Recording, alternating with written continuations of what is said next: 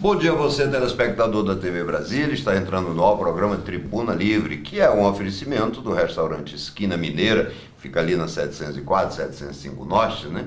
E também da Prismac Turismo, que vende a passagem aérea online mais barata do Brasil. E fica ali no Garvey Park Hotel, né? No setor hoteleiro norte. E hoje nós vamos começar o programa falando sobre um tema que interessa a sociedade de modo geral, mas interessa principalmente a mais de 22 mil corretores de imóveis que existem aqui no Distrito Federal. E para falar sobre isso, nós temos aqui à nossa direita, né, nosso amigo Eduardo Rodrigues, né, que é um dos idealizadores, né, um dos que estão ajudando a construir, né, a Associação dos Corretores de Imóveis, né, aqui no Distrito Federal, chamada Acima. Aliás, o nome já puxa para cima, né? Está acima. Do nosso lado esquerdo aqui, o Geraldo Nascimento. O Geraldo é o presidente do Sindicato dos Corretores de Imóveis do Distrito Federal, né?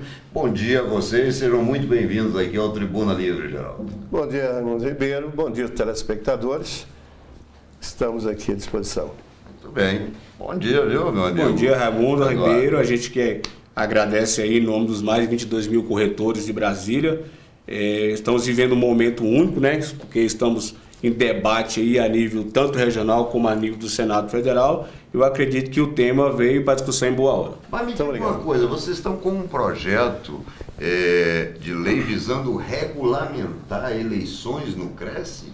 Exatamente, Raimundo Ribeiro. Nós estamos tentando legalizar e regulamentar o sistema de eleição, colocando mais transparência nas eleições dos nossos conselhos.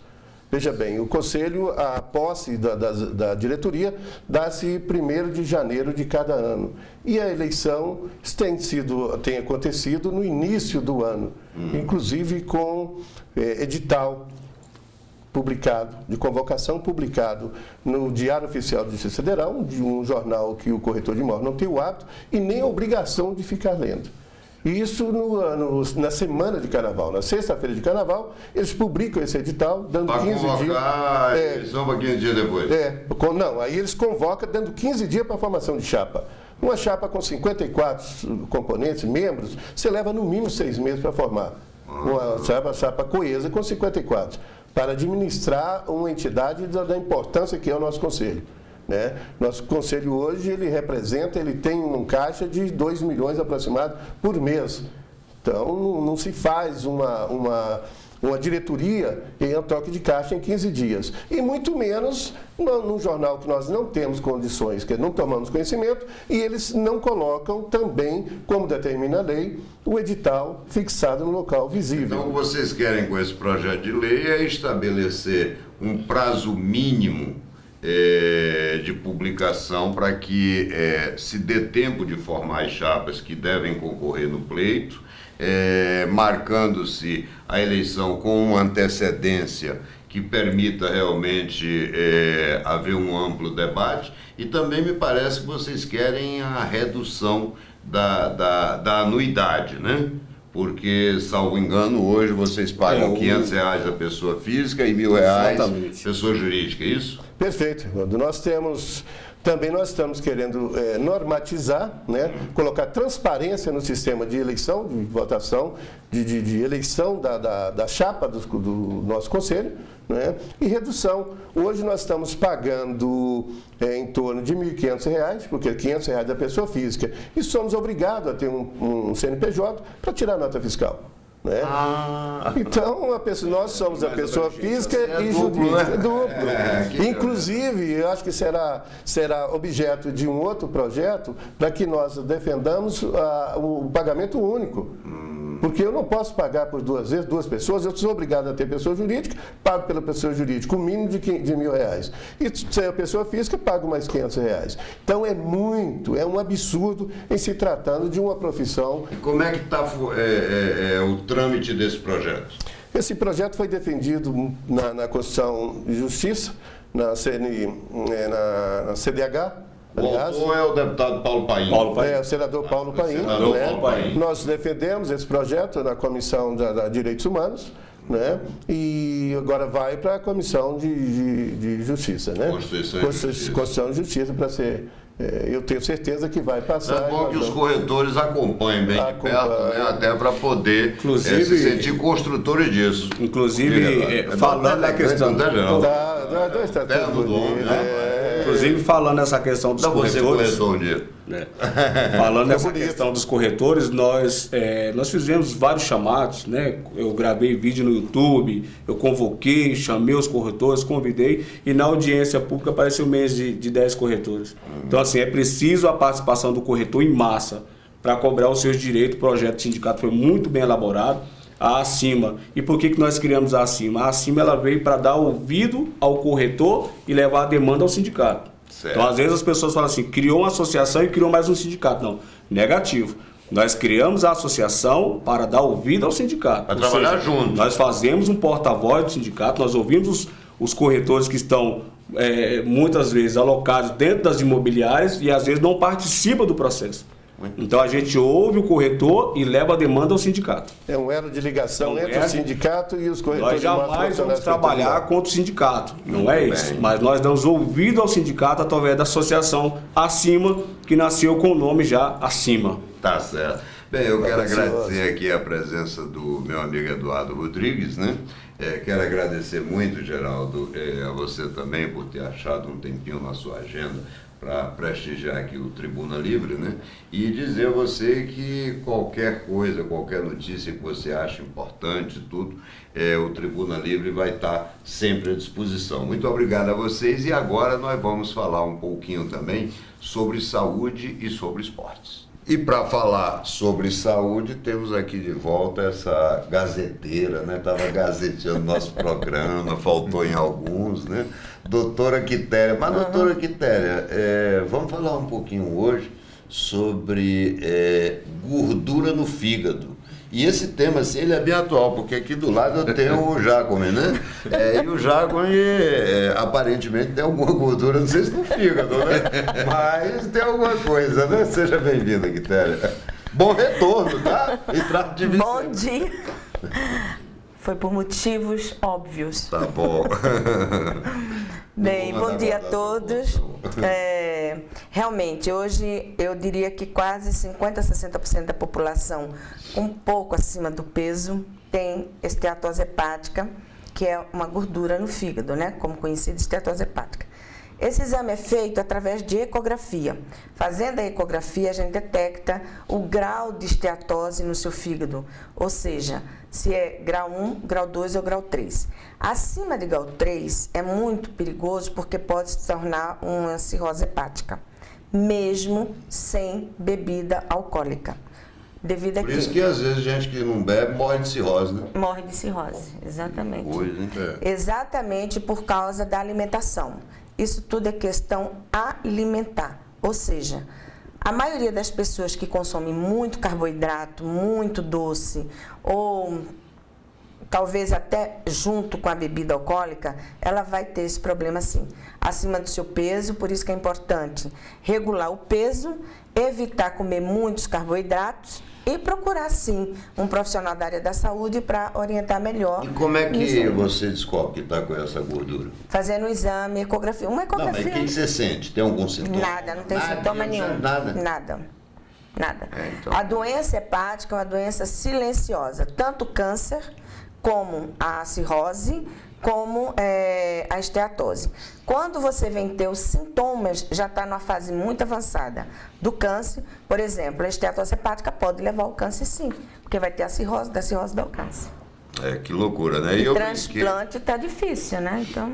E eu brinquei aqui que o Mauro, né, seria uma espécie de um paciente seu, mas na verdade é porque aqui fora do ar ele me falou que ele tem também um pouquinho de gordura, mas o mais importante é saber que as pessoas acima do peso, ou seja, o obeso com esteatose hepática... O obeso é apelido de gordo. O obeso com esteatose hepática, com gordura hepática, ele até é menos... susceptível a uma doença mais grave.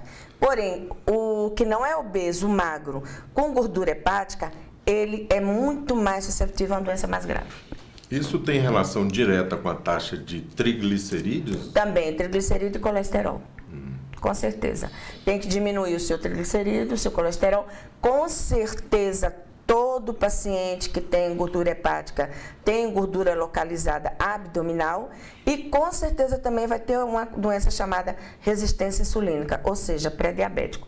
Que todo paciente que tem gordura abdominal, ele tem uma certa resistência insulínica. Sua insulina vai dar 20, 30, às vezes até 40. Então, quando sair daqui, você já vai direto lá no consultório da Quitéria para ver se diminui Pãozinho nem pensar. Mas vamos falar um pouquinho também sobre o esporte. Eu prometo a você que eu não vou constrangê-la, não vou falar do Flamengo. Aliás, eu vou falar daquela vitória espetacular, retumbante, né? Maravilhosa, que o Fluminense deu uma surra no São Paulo, 5-2, né? Há muito tempo eu não vi um jogo como aquele. Pois é, eu considero só o segundo tempo, porque foi 4-0, né? Foi 4-0, Não, mas o primeiro tempo também teve boas oportunidades, principalmente depois São Paulo abriu. E outra coisa, né? Quer dizer, é bonito você ver um jogo em que você tem Alexandre Pato, você tem Paulo Henrique Ganso, o próprio Rogério Ceni, né? Do lado do Fluminense você tem o Sobis, você tem o Walter. O Walter tem uma técnica refinada, o Conca, né? O próprio Carlinhos jogou bem, né? Carlinhos jogou bem. Então, com relação ao Walter, surpreende a inteligência dele. Muito É um jogador Não, aquele extremamente gol dele, o segundo gol dele. Nossa Senhora. O gol da virada. Gol maravilhoso. Tinha um zagueiro na frente, ele viu. Deu o efeito, suficiente para a bola sair do zagueiro e voltar para a linha do gol. E o Rogério sempre ficou olhando assim, né? Sem chance. Eu não acredito no que eu tô vendo, né? Não tinha a menor chance para ele. Mas me diga uma coisa, voltando a falar aqui do Distrito Federal, nós temos um evento domingo lá em Sobradinho, né? Olha, o pessoal de Sobradinho aí. Isso, vamos ter no domingo às 9 horas a preliminar da seleção da Lades, que é a Liga Amadora de Sobradinho, versus a seleção da Lieso, que é a Liga Amadora de Sobradinho 2. Então não vai haver rodada dos respectivos campeonatos. E na partida de fundo teremos a seleção de Masters de Sobradinho, jogadores antigos de Sobradinho, contra a seleção brasileira de Masters. Então vai ser um evento. Então deve jogar o Zé Nilo, né? Um abraço aí para toda Zé Mulambo, toda essa rapaziada aí do esporte, né? Inclusive meu amigo Luiz Gomes, viu? Luizinho, um abraço para você aí, viu? Exato. E está previsto a presença de alguns jogadores, como Paulo Vitor, Evandro, Túlio, Walter, Paulo Roberto, Augusto, alguns jogadores. Mas o Túlio não quer fazer o 1000º gol, não, né? Já fez, né? Já fez, né? Forçou um pouco a barra naqueles 1000 gols, né, Raimundo? Mas olha, você, principalmente que mora em Sobradinho, está convidado a prestigiar. Onde que vai ser? No Agostinho Lima, às 11 horas, e o ingresso é 1 quilo de alimento não perecível. Perfeito. Mas eu quero puxar um assunto aqui com você, Jacome, que é o seguinte. Está se aproximando a Copa do Mundo. E nós fizemos uma pesquisa. Em 2002, isso aqui nós trouxemos de um programa de televisão. O Japão e a Coreia gastaram 10 bilhões cada um, ou seja, 20 bilhões, com a Copa. A FIFA pagou impostos e teve um lucro de 3 bilhões. Em 2006, a Alemanha gastou 9 bilhões com a Copa. A FIFA pagou impostos e lucrou 5 bilhões. Em 2010, a África do Sul gastou 11 bilhões com a Copa. A FIFA pagou impostos e faturou 6 bilhões. No Brasil, a FIFA vai faturar 15 bilhões e pela primeira vez, contribuinte, a FIFA não pagará impostos ao país sede. O que significa dizer que nós já gastamos 35 bilhões de reais do seu dinheiro, contribuinte, e além disso nós dispensamos a coitadinha da FIFA de pagar qualquer tipo de imposto. Quer dizer, realmente, olha, o sentimento de servilismo, de vassalidão, de entreguismo desse governo é extraordinário. Como é que você realiza um evento desse porte que pode trazer dinheiro para o país e você dispensa a FIFA de pagar imposto? Além do gasto de 35 bilhões. E olha, contribuinte, a gente está falando isso aqui, mas sinta no seu bolso, porque esse dinheiro é seu. Gastamos 35 bilhões, poderíamos arrecadar aí em torno, talvez, de uns 15 bilhões só de impostos. E aí o governo brasileiro dispensa a FIFA. A FIFA, coitadinha, né? Pobrezinha. É uma vergonha, né? E esses dados são incontestáveis, viu? Esses dados aqui, a imprensa internacional que está soltando, você vê todos os países, até a África do Sul, cobrou impostos. O Brasil não cobra, o Brasil é um país rico, né?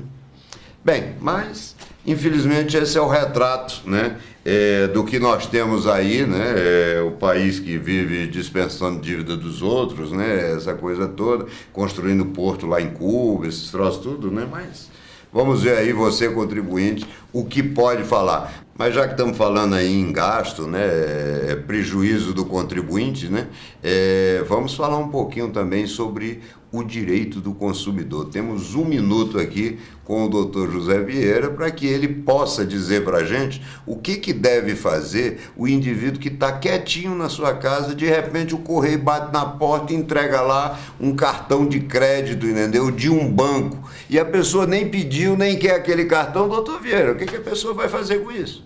Bom dia, doutor Raino Ribeiro, bom dia a todos. É verdade, você contribuinte e usuário de cartões de crédito, quando você recebe um cartão de crédito na sua residência que não é solicitado, esse cartão de crédito, ele vem bloqueado. E a melhor forma de você comprovar depois de que não solicitou é não desbloquear esse cartão. Guarde o cartão bloqueado. Se amanhã depois aparecer alguma fatura de cobrança de anuidade ou qualquer outra coisa sobre esse cartão, você tem como provar de que o cartão não foi usado porque ele está bloqueado. No próximo sábado estaremos de volta.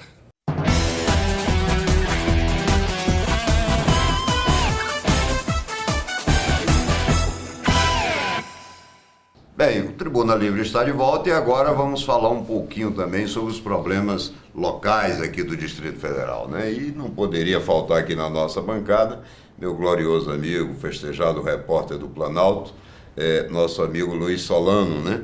E temos um convidado muito especial que está se tornando permanente, né? O que é muito bom para nós, o que nos traz muita audiência, que é o nosso amigo Matheus Leone, né? Matheus é estudante de ciência política, né? E contribui muito aí com suas opiniões. Mas vamos começar falando um pouquinho aqui sobre uma questão que foi levantada durante a semana pela imprensa local e foi inclusive denunciada pela deputada Eliana Pedrosa, né? O governo do Distrito Federal, através de um pregão, reservou R$ 641.880,79. Sabe para quê? Para comprar 105.772 medalhas e 5.872 troféus. Ou seja, contribuinte, presta atenção, vai sair do seu bolso R$ 641 mil para poder comprar medalha e troféus. Que eu saiba, a FIFA é quem tem a obrigação. Se for para distribuir na Copa do Mundo, é da FIFA, né? Ou será que é para alguma outra coisa? Vamos botar aí o tema no ar, né? Eu acho que o Zé das Medalhas está voltando de novo. Zé das Medalhas. E essa Zé você foi buscar lá no fundo do baú. Tem uma história, tinha uma grande figura, o governador Aparecido, figura assim extraordinária, e que ele gostava de dar as medalhas. Será que incorporaram o espírito do governador Aparecido, nesse caso das medalhas? Mas se isso for para o futebol amador, todos os presidentes de associações podem ir lá no Buriti, porque o GDF está comprando, né? Vamos lá buscar de vocês, né? Que cada um, né? Quem deve ganhou. ser. Pois é, eu acho que o mais importante de ser mencionado aqui é que isso é a prova de que quem merece uma medalha, novamente, é o PT. Mas é uma medalha meio complicada, que é a medalha de campeão de corrupção. E de incompetência. Porque talvez essas medalhas seja cada uma para um defeito do PT. Nossa, por isso, mas são muitos aqui. Pois é, porque são muitos defeitos. Agora, esse governo merece uma medalha pela incompetência, uma medalha pela corrupção e uma medalha pelo deboche que faz diariamente com a população do Distrito Federal. É um deboche. Coisas como essa aí, é você rir da cara do contribuinte brasiliense que paga mais imposto do que a média nacional e que não tem uma saúde decente, que não tem uma educação decente. Ontem, um dos ônibus novos que o governador coloca na televisão, que são maravilhosos, soltou uma roda. A roda, o pneu saiu voando para um lado, ou seja, quem estava dentro do ônibus correu perigo, porque E principalmente um acidente, quem tá fora, né? um acidente poderia ter acontecido, e principalmente quem está fora, que poderia ter sido atingido por um pneu de ônibus que pode matar uma pessoa tranquilamente. Claro. Então, assim, você gastar R$640 mil com medalha e troféu é um deboche. O que você consegue fazer nas escolas públicas do Distrito Federal com R$640 mil? E o acordo com os professores, que o governador não cumpre? Quer dizer, tem mil outras. Tem uma série de problemas. Ou então, pelo menos clarear, né? Dizer exatamente essas medalhas para quem, por quê, essa E coisa outra, toda, é pregão feito na surdina. Publica-se no Diário Oficial, mas deixa-se só publicado no Diário Oficial e ninguém comenta nada na esperança de que ninguém veja. Mas nós estamos fazendo nosso papel aqui no programa. o Tribunal Com certeza. tem que esclarecer, né? Estamos aqui para denunciar e mostrar essa situação. Jogar luz. Aliás, eu quero fazer aqui seja feita justiça. Essa matéria nós buscamos, e me parece que é exclusiva, né? É no Guardia Notícias. É uma matéria do Jean Márcio, essa matéria aqui, e foi através dela que nós conseguimos maiores informações para poder trazer aqui e esclarecer ao nosso telespectador. Mas tem um outro assunto também muito interessante, né? Aliás, uma péssima notícia, viu? Lá no Lago Oeste, na escola do Lago Oeste, uma outra pessoa foi esfaqueada dentro da escola, né? Uma escola que já teve o seu diretor morto, agora tem esse problema. E essa informação, ela não sai, né? O governo não libera determinadas informações, não sei com que intenção, né? Mas, no mínimo, peca pela falta de transparência. Mas o Tribuna Livre apura e traz aqui para você as informações. Mas um assunto que eu queria aproveitar aqui a presença, Solano, sua e do Matheus, com relação à Câmara Legislativa, né? Realmente há um levantamento e a rejeição, né? A Câmara Legislativa hoje é enorme, né? Quer dizer, as pessoas estão assim, até com ar de repugnância, né? Quer dizer, aquilo que parecia ter sido, né, já ultrapassado, não volta de novo. E aí você foi buscar, né? Você fez um levantamento e foi buscar, né? Alguns dados, né? Só nessa legislatura agora, pessoal, nós tivemos 3 deputados cassados, 3 condenados na justiça e mais de 5 respondendo o processo. Aí realmente não tem reputação que resista, né? E eu acho importante ressaltar, Raimundo, que 2 desses 3 cassados foram cassados por infidelidade partidária. Por corrupção e 2 por... Que hoje em dia é considerado uma coisa muito, muito comum. A infidelidade partidária é uma coisa menor. Não é. Não é uma coisa menor. O seu partido, você não vai ser com o eleitor? Não é uma coisa menor, até porque é uma infidelidade com o eleitor. Porque o eleitor te elegeu no partido X, Y ou Z e ele não quer que você saia pulando de partido em partido, mudando sua ideologia, que nem você muda de caminho. Aliás, hoje você encontra muito, não sei, quando você fala em política, o sujeito chega para você, se vier me falar desse partido tal aí, nem entra. Eu acho que você já enfrentou isso. Já. Também, né? Você também já falou.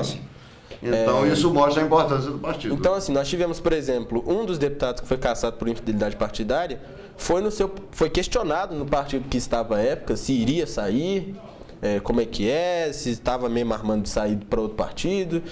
E aí ele falou que não, que quem tinha apertado a mão do presidente era um homem, não era um moleque, que ele não ia sair, que ele nem sabia o que era aquele partido que estava sendo fundado. Tá gravado. Que nem sabia o que era aquilo que estava sendo fundado. No outro mês nós descobrimos que ele não só estava indo como outro partido, como na época em que tinha dito aquilo para os membros do partido, já tinha assinado a ficha de fundação do partido. Mas eu te pergunto, Matheus Solano, o que fazer para mudar? Porque, veja bem, a Câmara Legislativa, ela é um dos pilares, né? Do sistema democrático, né? A representação precisa acontecer, né? Mudar não, se criar, fazer uma campanha a nível de Brasília e mostrar ao eleitor em quem ele realmente tem que votar. Porque estamos vendo aí, estão importando candidatos do Rio de Janeiro para nos representar na Câmara dos Deputados. Quer dizer, o que é um elemento lá do Rio de Janeiro, o que ele vai entender de Brasília, com os problemas de Brasília, com a violência de Brasília, com a falta de escola em Brasília, com a falta de hospitais em Brasília, ele vem para cá para ter um cargo, e nesse cargo ele se aproveitar da situação como parlamentar. O que vai resolver isso, Raimundo, é as pessoas, os cidadãos do Distrito Federal, esse ano darem uma resposta muito clara a essas pessoas nas urnas. Esse ano é um ano de eleição e eu acho que as pessoas têm que dar uma resposta muito clara de que isso não pode continuar. Não quer mais corrupção, não quer que isso não pode continuar. Não que não pode se continuar gastando 640 mil reais para compra de medalha e troféu.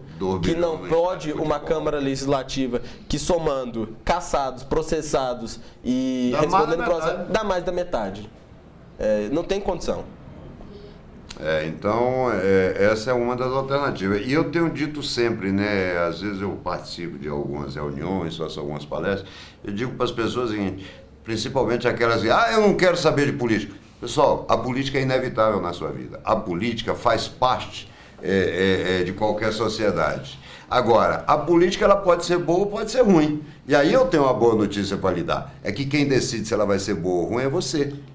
Você, cidadão, é quem escolhe as pessoas. Então, se você quer que seja uma política boa, escolha pessoas que tenham passado, que sejam sérias, que sejam decentes. Isso, eu tenho feito esse Raimundo, não adianta a gente ficar só atirando pedra.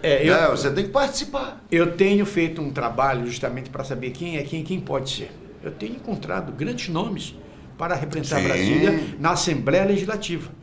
Então, essa é uma esperança que existe dentro de mim e eu acredito que na maioria da população de Brasília. Temos nomes bonitos, temos nomes competentes, nós temos nomes que vão fazer por Brasília, mas tem cada nome que é uma vergonha, é um nojo. Alguns nomes estão ocorrendo aí pela ajuda da capital federal. Não, e eu vejo até mesmo para governo do Distrito Federal, de vez em quando eu encontro um ou outro que diz assim, mas nós não temos opção. Como não tem opção? Os partidos, dentro das suas limitações, estão mostrando as opções. Mas fulano não é conhecido, ou Beltrano não sei o quê. Pessoal, o melhor candidato é você. Mas já que você não é candidato, você tem que escolher aquele que pensa mais ou menos parecido com você. O que você não pode é fugir do debate político, porque alguém vai decidir no seu lugar. E aí você vai passar mais 4 anos reclamando. Acho que é importante, né, a gente ter a noção de que a política é uma atividade bonita. Ela é dinâmica, ela pode servir. Eu aqui no programa, Matheus, sempre tenho dito o seguinte, governo pode ser bom ou ruim. O governo pode salvar, mas pode matar. Por exemplo, esse governo mata. Morreu um dia desse debaixo de um viaduto, né, uma criança, aí 3 meses depois morreu um rapaz, né, tudo por inércia do governo. Morreram 8 crianças no Hospital Regional da Ceilândia. Por quê? Porque contraíram uma doença lá. Então, o governo que pode salvar, também pode matar. Quando o governo não bota a polícia nas ruas para poder lhe proteger, ele está permitindo que você morra. Inclusive, Raimundo, eu acho importante essa discussão específica, porque, na minha concepção, a política é a mais nobre arte do ser humano. É a atividade mais nobre que o ser humano pode exercer. E por quê? Porque ela é a única atividade onde o intuito principal tem que ser o bem comum. Servir sempre. Infelizmente, isso foi completamente desvirtuado no Brasil, principalmente nos últimos 12 anos. Agora, só quem tem a arma para combater isso é o eleitor nas urnas. É isso mesmo. Olha, Matheus, esse tema é palpitante. A gente ficaria aqui o tempo inteiro, né, discutindo, mas infelizmente nosso tempo é limitado, né? Nosso programa Tribuna Livre só tem meia hora, né? A gente está completando agora. Então eu quero agradecer muito a você. Eu que fico muito feliz. Permanente. Eu que fico muito feliz. Sempre aparecer. Quero agradecer muito meu amigo Solano, que está até com frio e tudo, né? Mas quero, acima de tudo, agradecer a você, telespectador da TV Brasília, que nos prestigia dia, né? Todo sábado, no horário de meio-dia a meio-dia e meia. E se Deus permitir, sábado que vem estaremos juntos novamente. Até lá.